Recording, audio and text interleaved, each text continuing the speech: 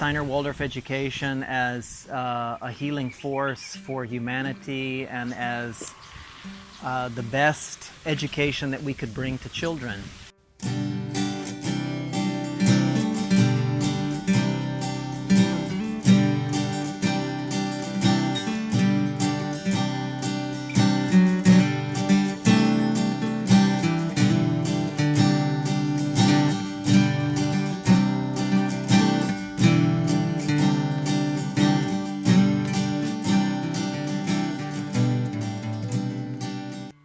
We started Gamot Kogan Waldorf School in 2005 with a dream, I guess you could say, to bring Waldorf education to the grassroots, to a rural, poor community, a farming community, because we had the idea that even children from poor backgrounds should have the opportunity, should have access to this kind of education.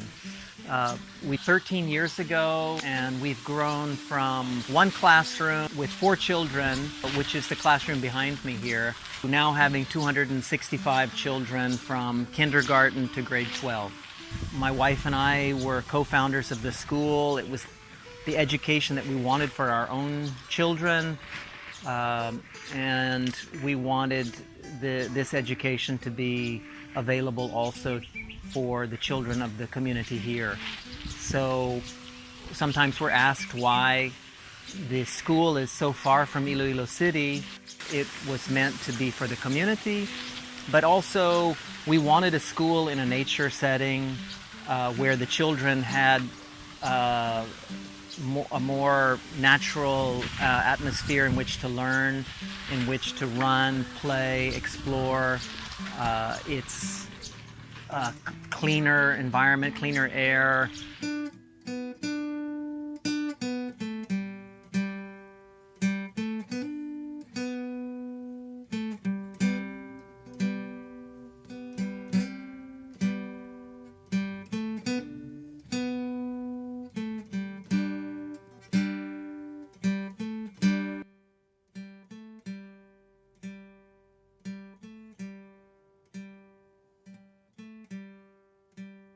So what is a main lesson? A main lesson usually happens for about 2 hours, give or take some minutes. It's the first and only real lesson of the day. It's where the teacher, as I said, delivers the content of the subject. So if it's English or math or history or whatever it may be. And they will do this for the next 3 to 4 weeks. So that means every single day the child comes to school, and for the first 2 hours, they're focused on one subject for 3 or 4 weeks. The rest of the day is spent with other activities like movement or PE or art, or in the higher grades, they have drill class to make sure they don't lose their skill in math or language arts. But basically, this first 2 hours of the day, regardless of what year level you're in, is when the content of the curriculum is delivered. That means every student, grade 1 student to the grade 12 student, gets 3 to 4 weeks of that specific subject every single morning for approximately 2 hours. This gives them the opportunity to focus on it. It gives the teacher the opportunity to go in depth on a particular subject. It gives the teacher ample time, if you like, to have a real discussion with the students, especially at the higher grades, about the content. In the lower grades, it gives the teacher ample time to make a story out of it or to do some artwork related to it.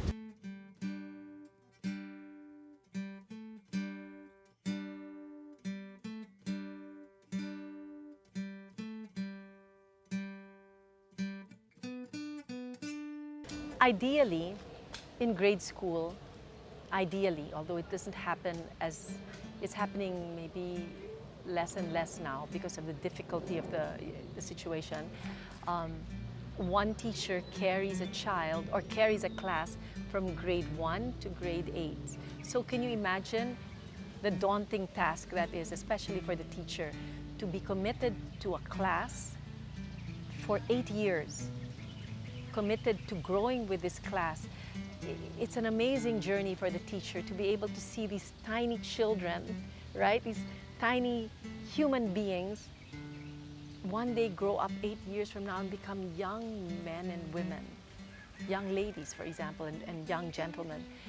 It's an amazing experience, but why do we do it, right? Because it's also a very difficult task, carrying these children and teaching them everything when you think about it. Because a class teacher teaches close to all the subjects, as much as she can carry, right? Or he.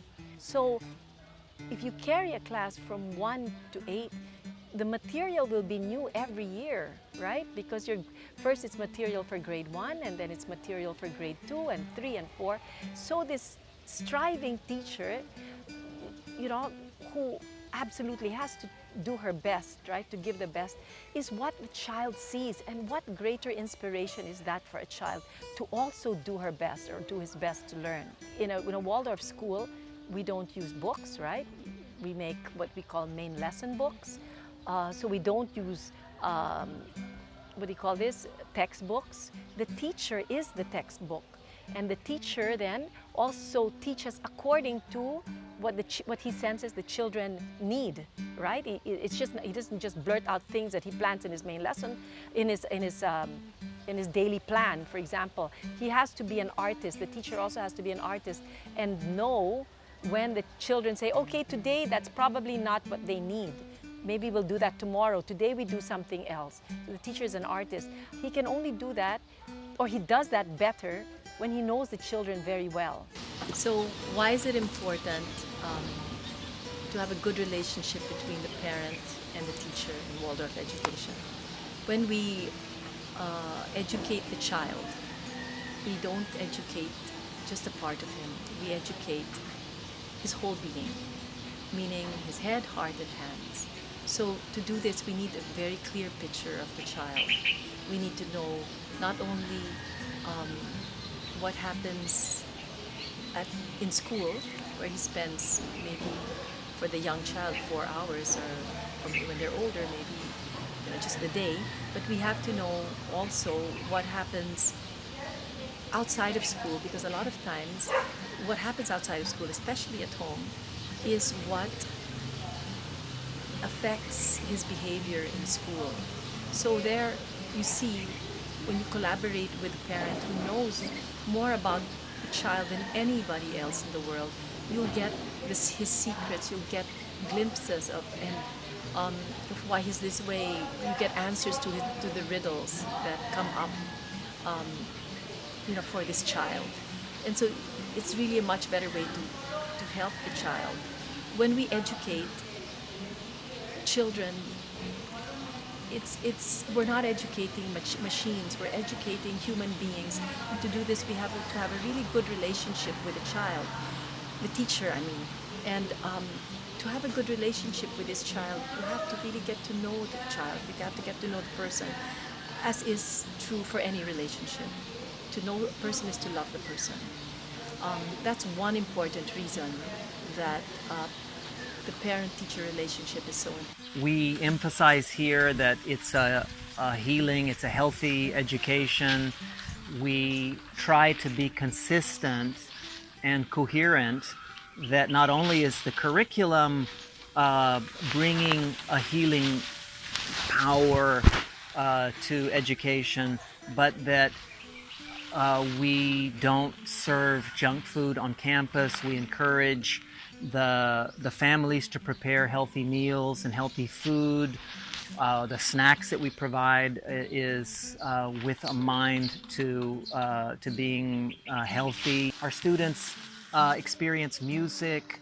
They learn to play an instrument, to read notes, to sing, to harmonize, to listen.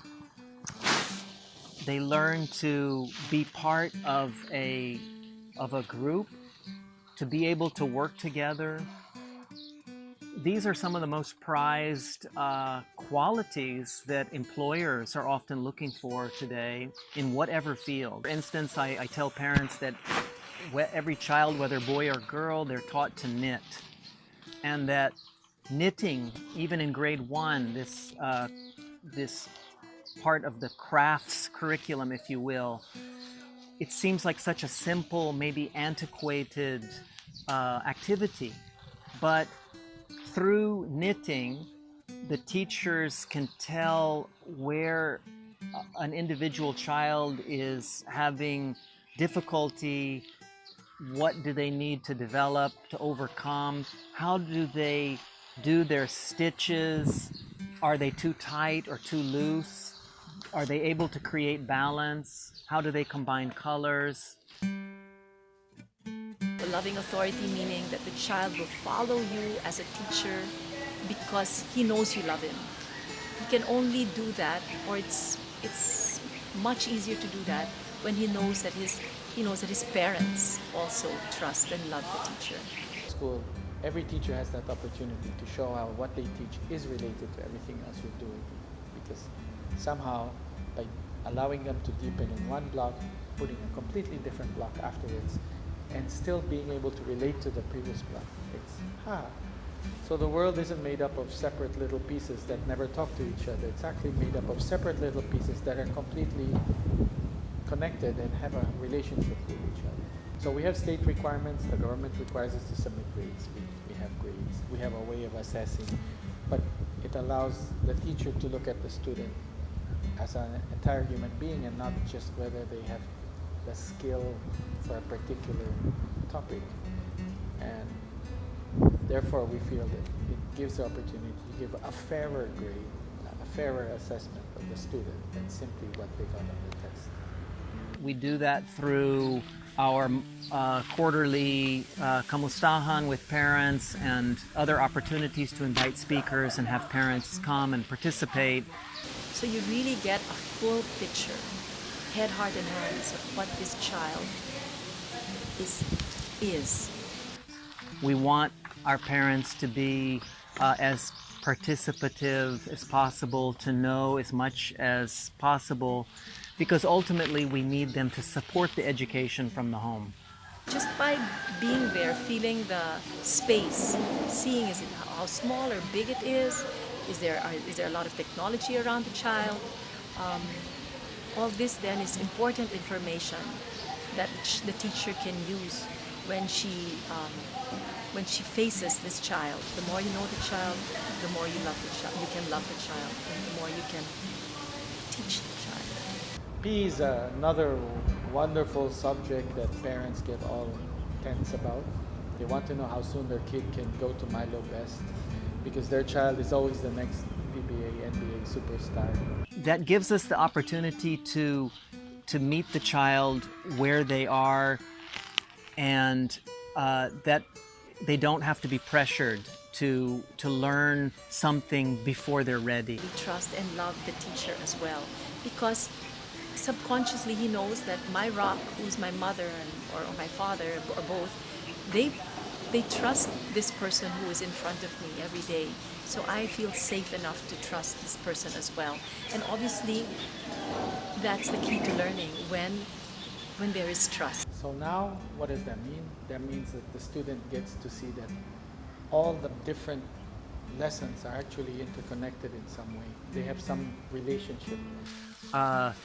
So the curriculum is built on this understanding of child development, that certain topics, certain subjects, even certain ideas come at the right time. Pretty big difference compared to, let's say, current forms of education outside of Steiner schools, where they seem very keen on making you understand this is the content specific for this topic, and we expect you, regardless of how old you are, to be specialists. The most important tool, if you call it, that a teacher can have that makes a child learn, watching the teacher strive. Strive meaning learn with her children. If the students are having a bad hair day, it happens. The teacher doesn't have to struggle with the 40 minutes and try to get it through anyway and up it. They can actually take a stop, look at all of it, let's talk about this, and they still have time to bring it back somehow to the content of what they have to deliver for the day. So if the parent trusts the teacher, and you can only trust the teacher if you know the teacher well enough, then the child will automatically trust and love the teacher as well. So in these 2 hours, you give the teacher every opportunity to find the creative, most appropriate way to deliver the content to the student. We don't see education as a race. We don't feel pressured to cram as much as possible into the shortest amount of time. So this is one particular difference between a Waldorf school and let's say non-Waldorf school or traditional school. If the teacher feels equipped enough, this journey of 8 years is an amazing journey for both teacher and student. We need human beings who have the creativity to meet whatever comes in the most imaginative way possible. And that's what I think Steiner Waldorf education offers to the world.